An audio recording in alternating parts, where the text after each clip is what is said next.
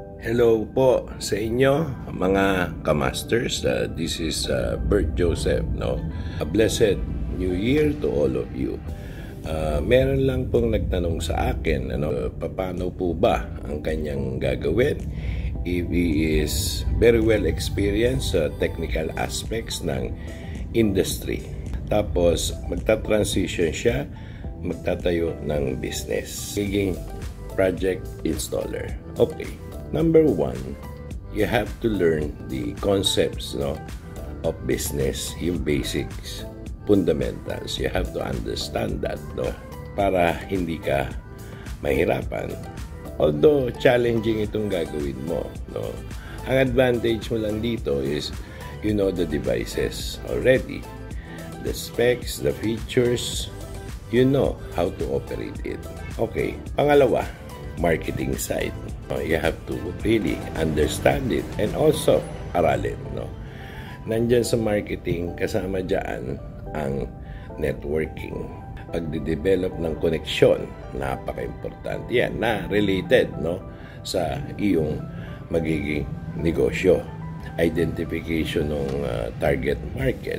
Sino-sino ba yung mga prospective clients mo?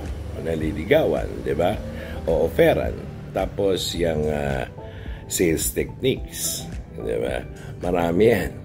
Tinuturo ko nga yan sa masterclass. Hindi rin ganun kasimple, komplikado. Pag-aaral sa strategic, costing, pricing, mga options, pati sa negotiation, closing ng deals, pati yung kailangan alamin mo rin yung unique selling proposition, unique value proposition. Ano ba ang mga benepisyo ng iyong binebenta, hindi yung pababaan lang ng presyo para manalo. Napaka-importante yun ng lahat ng yan, And of course, yung from the technical hard skills, you have to shift to soft skills. Ano ba yung soft skills? Adaptability. Willing ka, mag-adapt from a technical guy to a business guy, a sales guy. Magkaiba totally yan. Yung pagiging humble, sa tao, yung kahit naiinis ka na, nakangiti ka pa rin. Mahirap gawin yun, di ba? Tapos yung resiliency. You don't give up. Parang Barangay Ginebra. Never say die. Hindi po pwede yun sa negosyo. Tapos yung communication. It's a very important part of selling and business. The way you talk, the way you communicate, persuasive, tapos at the same time, humble. Diba? Kung po pwede nga lang, dagdagan na ng bolang totoo agad. Although it takes years to develop that also. The wit and the humor. Hindi lahat ng tao kaya yan. All this, yung papuntang leadership. Yung leadership skills naman. Kasi sa technical aspect, normally, problem solving yan Diba? Dito sa selling, iba na.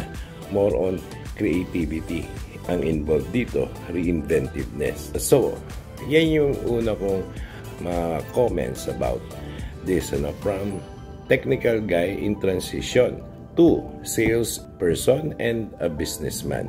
Hindi po ganun kasimple ito. Sama na rin po natin, mentorship. Naghanap ka ng pwedeng mag-mentor sa'yo para umikli ang pag-aaral na gagawin mo. Yung learning curve, na tinatawag. Ang pagnenegosyo, walang katapusan. Ang challenge niyan, tuloy-tuloy yan hanggang sa tumanda ka.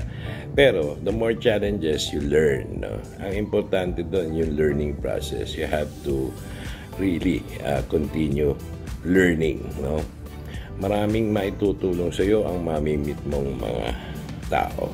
Yan po ang maipapayo ko sa ngayon. And with that, this is Master Bert, from the Masterclass by Bert Joseph. Hanggang sa muli po, magbibigay po ako ng regular insights about the industry and CCTV and solutions business. Thank you po.